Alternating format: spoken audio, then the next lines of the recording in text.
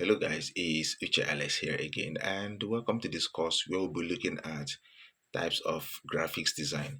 Before we go further into this program, it's very important we look into this topic because graphic design is now a very broad industry with a lot of specializations under it. So it's important you know what these specializations are, and also it helps you to know the specializations that this program will be training you for. So at the end of the day, you also know the kind of graphic designer you will be at the end of this program. Graphic design is a very old industry, right? It's an industry that started out and has, over the years, grown into so many other specializations as humans advance and needs for so many specializations also came up. So we'll be looking at eight of these specializations or eight types of graphics design. So the first one we'll be looking at is visual identity or brand identity design. Well, before I go into its definition, I would like to make you understand that I may not give you the standard definition for each of these types, but then I'll do well to let you know what designers in each of these types do with examples of the kind of works they or the examples of the kind of graphic designs they put out. So, as I said, the first one we'll be looking into is visual identity design or brand identity design. And just as its name implies, graphic designers in these subcategories master how to use graphic design elements to create unique identities for companies. By unique identities, I mean they help make companies stand out in the market, and they also help new companies, create a distinct identity and make them appear a certain way to their target audience.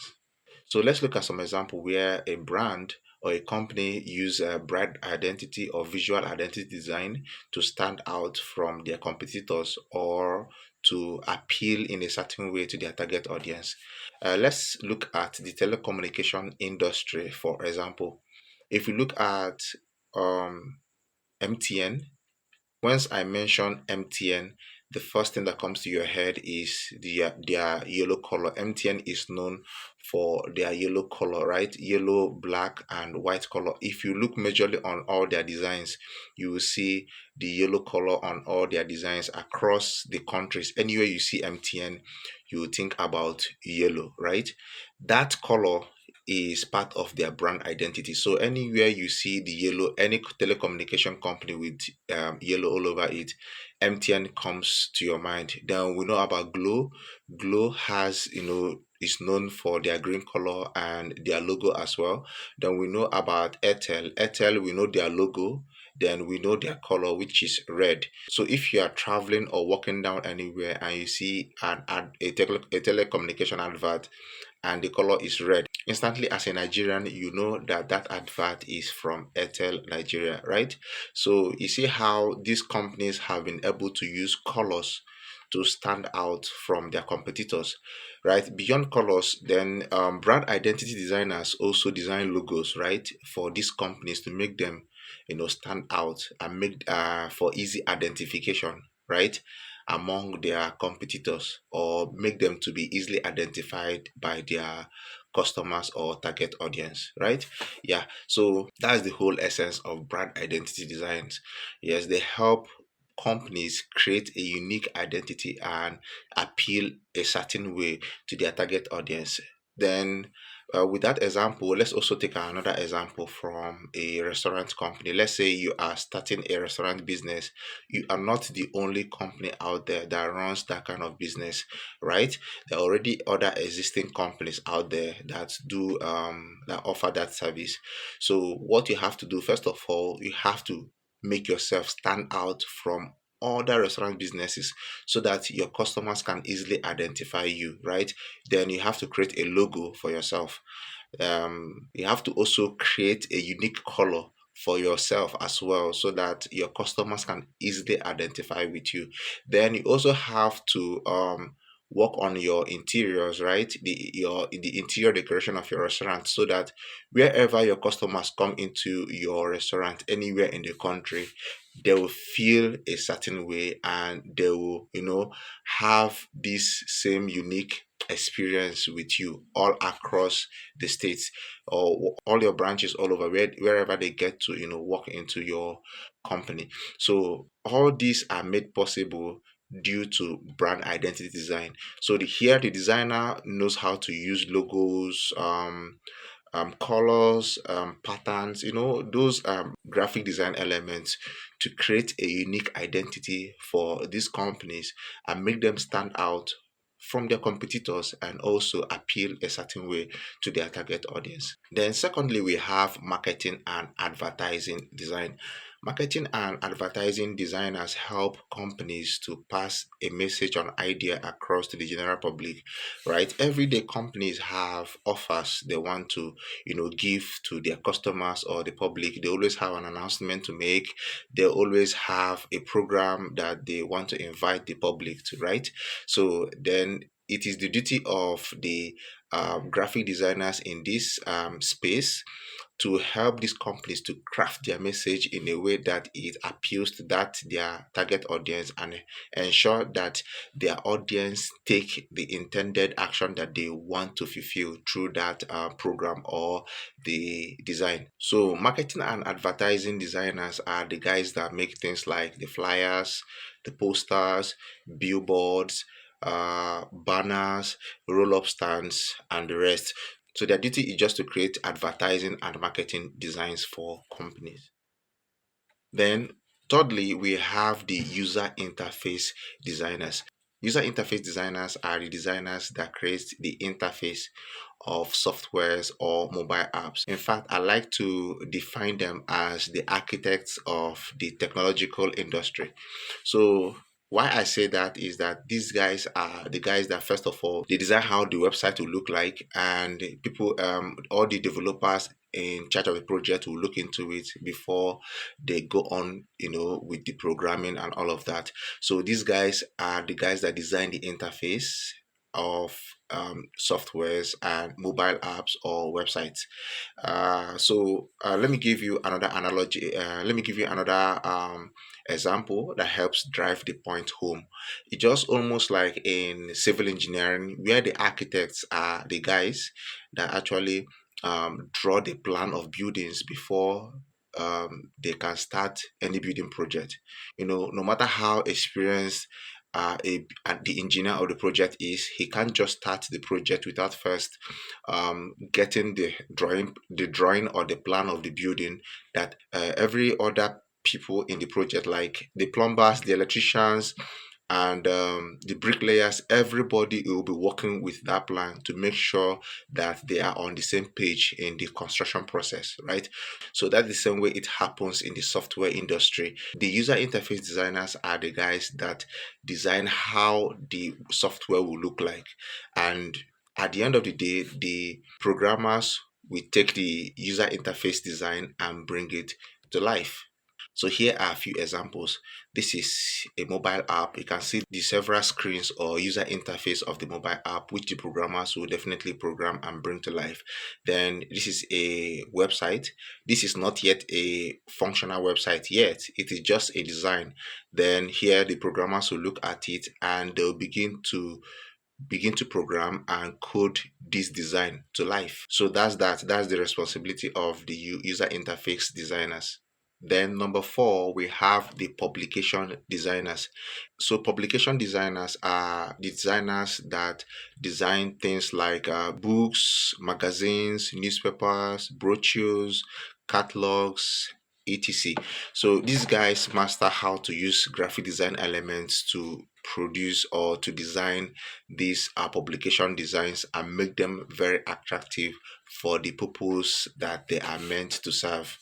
Then number five, we have packaging designers. A lot of the products out there in the market require some sort of packaging to able to protect them or prepare them for sales or storage, right? So it's the responsibility of the packaging designer to design the packaging of that product in a unique or certain way that it's easier for the product to grab the attention of the users or a particular target audience, right? Let me give you an example. The kind of packaging that a product that is meant for children, the kind of packaging it has is not the kind of packaging that a product that is meant for adults will have, right? Yes, the kind of products that is meant for children will have vibrant colors to be able to attract children to it, and they'll look a lot of playful, right? So that they'll be able to attract children. The kind of product that is meant for adults won't have that kind of playful design. And also, let's say you walk into a supermarket, right, and you want to buy a cookie.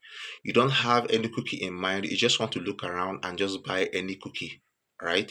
And what you have to do is you walk down to the cookie section and you begin to look around. And if you notice, the cookie that you most likely pick is the cookie that will to attract your attention. What made that cookie attract your attention? It is the packaging, it is the design of the body of that cookie. Somehow the packaging was so powerful that it was able to, draw your attention to it. Then it is when you get closer to that cookie that you now pick it up and begin to, look at even the ingredients to know if it's what interests you, right? Packaging designs are very powerful. They play a major role in the success or sales of a product. And companies are beginning to realize that and don't joke with their packaging designs, especially companies that have products out there, physical products that people buy. So, packaging design is a very important subset of graphic design that, helps, and when done right, it helps companies meet with their marketing and sales goals for their products. So, here are a few examples of packaging designs. Number six, we have motion graphics design, and just as its name implies, it's just basically graphics that is in motion, right? Yeah. So motion graphic designers basically work in the filming and entertainment industry, even in advertising as well, to create animated adverts. They also work with brand identity designs to animate logos, and they also work with user interface designers as well to also create animations for the website as well, for a website design, right?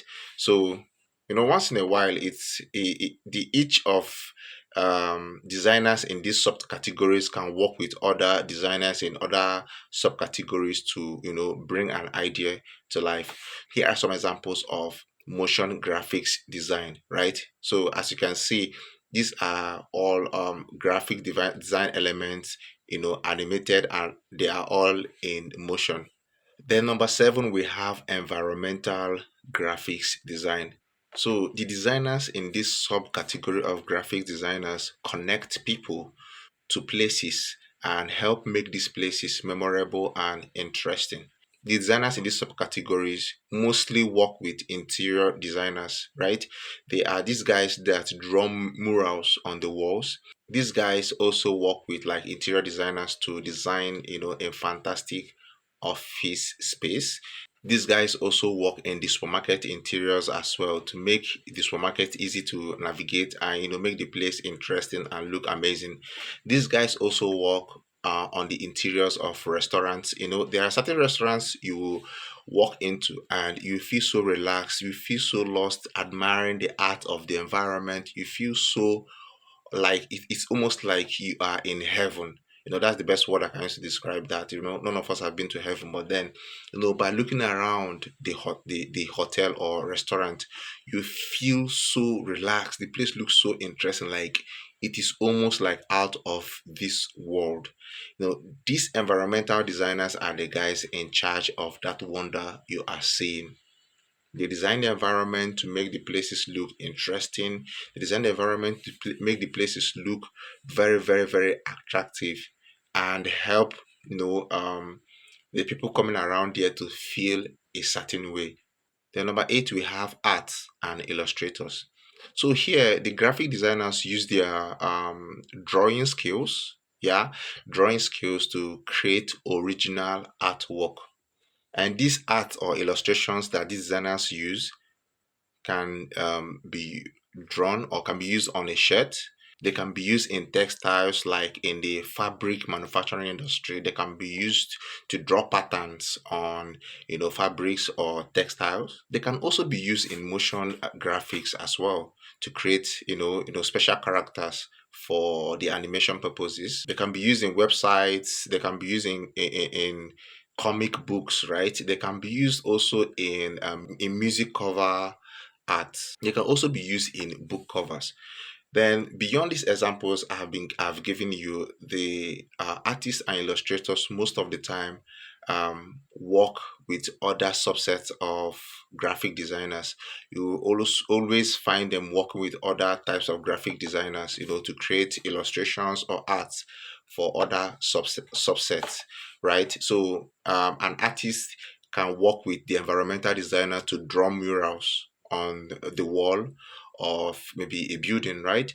Then an illustrator can work with a user interface designer to design illustrations for a mobile app design, right?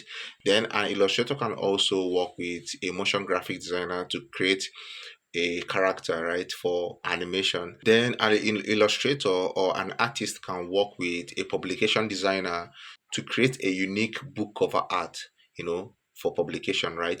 So you see how designers in all these specializations work together time to time to bring ideas or a concept to life.